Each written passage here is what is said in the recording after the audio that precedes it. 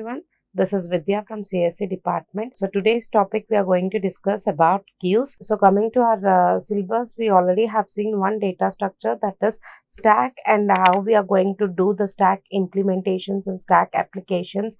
And already we have seen the problems also, how to convert from infix to prefix and even postfix evaluations. So all this we have completed. So the next very important data structure we are going to discuss, that is queue. So today topics we are going to discuss about queue definition, queue operations and queue implementation using arrays, and those operations as enqueue, dequeue and display. So these are the three operations we are going to discuss from queues. So majorly coming to the queue definition, a queue is a special type of data structure where we are going to insert and delete from each end. So we are going to insert from one end where we call it as rear, and the deletion is done through the front end. When coming to the stack, in stack both insertion and deletion are done through one end, but whereas in queue, insertion is done through one end and deletion is done through another end. And here the queue is going to follow the technique as FIFO. So first in, first out. So which element has been inserted first into the queue, so that element is going to be deleted first. So just let us see a real-time example. So this is a real-time example. So few persons are standing in a queue. So the person who have entered into the queue first, that person is going to come outside first. So this is the real-time example of the queue. Nothing but it follows FIFO rule. So we have some types of queues. We'll see what are those types of queues. We are going to have linear queue, circular queue, dequeue and priority queue. Today completely we are going to discuss about the linear queue. So coming to the linear queue, so what are the operations we are going to discuss in the linear queue? So the linear queue is nothing but just it follows the queue definition what I have said. So queue is going to be like this.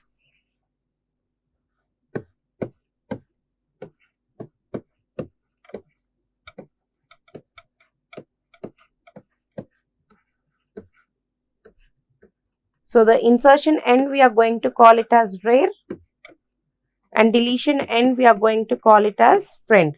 So we are going to insert through rear end and we are going to delete through the front end. So this is how we are going to follow a queue. So insertion is done through one end and deletion is done to one end. So the insertion method we call it as, insertion operation we called in queue it as enqueue. So enqueue is an operation to insert the elements into the queue, and dequeue is an operation to delete the element from the queue. And we are going to display the contents in the queue. We call it as display or travel cell. Both are same. So now let us discuss about the enqueue operation, how we are going to enqueue the elements into the queue. So initially first as we have told that insertion is done through the rear end and deletion is done through the front end. So let us see the procedure of the enqueue. So initially we have taken a queue size of 5 and let me give as stepwise. So step 1.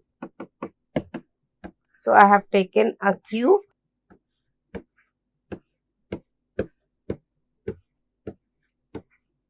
initially which is empty. So in the starting position, front is said to be at -1 and rear is also said to be -1. As we are doing enqueue operation, so the rear will be incremented stepwise and each and every element will be inserted into the queue. Okay, front is said to be in -1 only because we are not doing deletion, we are not going to touch anymore the front. So in step 2, we are going to enqueue 10. So let us see in diagrammatical view how we are going to insert it. So 10.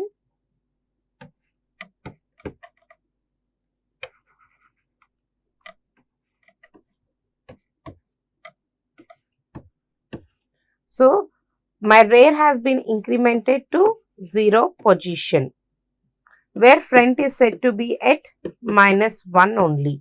So this is of enqueue 10. Step 3. enqueue 20. 10, 20.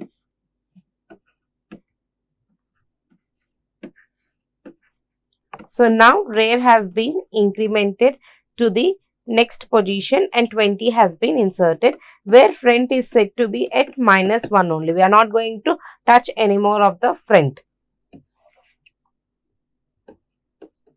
Step 4. NQ 30. 10, 20, 30.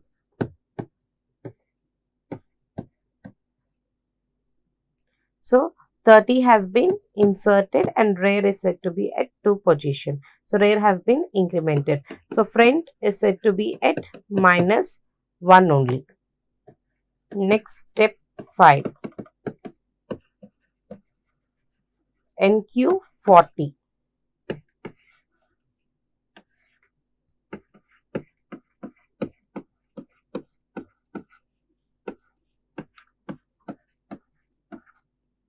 So rear is said to be at 3. So rear has been incremented. So 40 has been inserted into the queue, where front is said to be -1 only.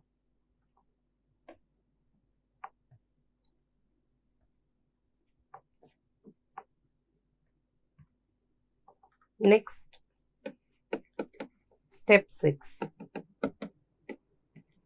NQ 50. So I'll take the queue. 10, 20, 30, 40, 50. So rear has been incremented to the 4 and 50 has been inserted. Front is said to be at -1. So at this position, what it is happening is that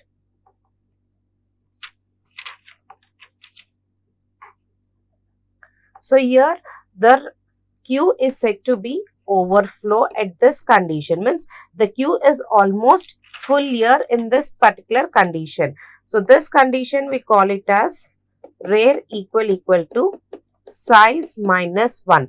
So the complete queue has been filled. Rear has been incremented to what size we have given. So this is at this position we can't insert any more element into my queue. So this is my NQ operation.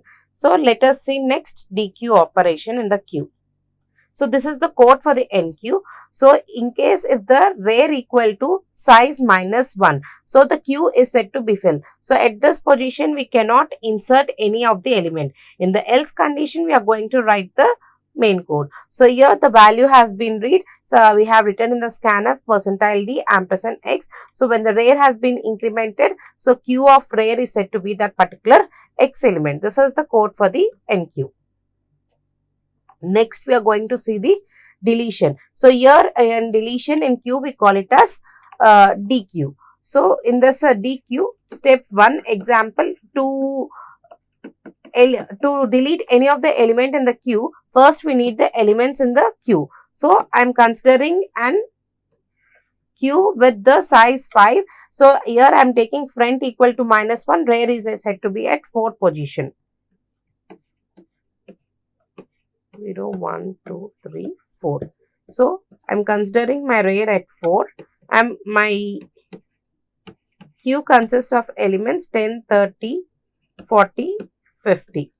And front is said to be at -1 only in the step 1. So if I increment my front now, so front when comes to the 0, the first element which is in the 0 is going to be deleted. Next, the front again incremented, the element which is in 1 is going to be deleted. So let us see problematically.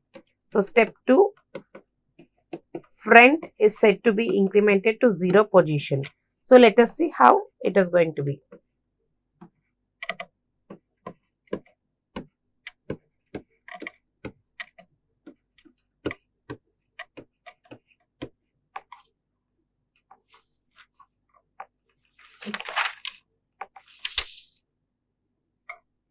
So at this position, when front is equal to, when it is at 0, so the 10 element has been deleted from the queue.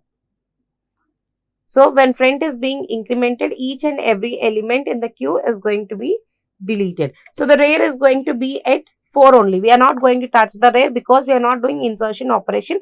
We are doing only the deletion. So next step 3. Front equal to minus 1. So when front equal to minus 1, 0, 40, 50, 1, 2, 3, 4, where rare is said to be at this position only. So when front came to 1, sorry, it is plus 1. So when it comes to the 1 position, so the 20 element has been deleted from the queue. Next, step 4. Front again, it has been incremented to 2. So let us see how it is going to be.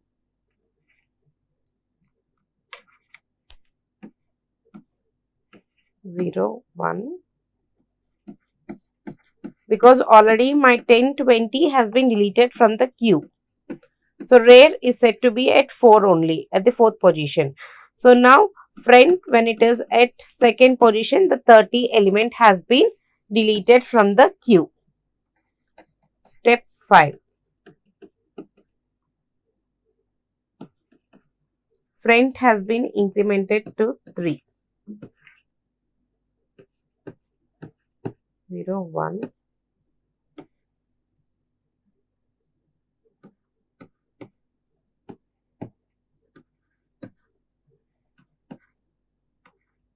So rare is said to be at 4 only. So when front is at 3, so my 40 element has been deleted.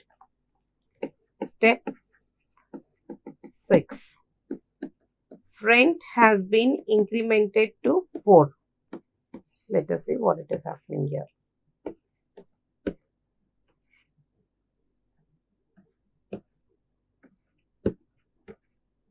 So rare, as it is going to be here only. So when front comes here, 40 has been deleted.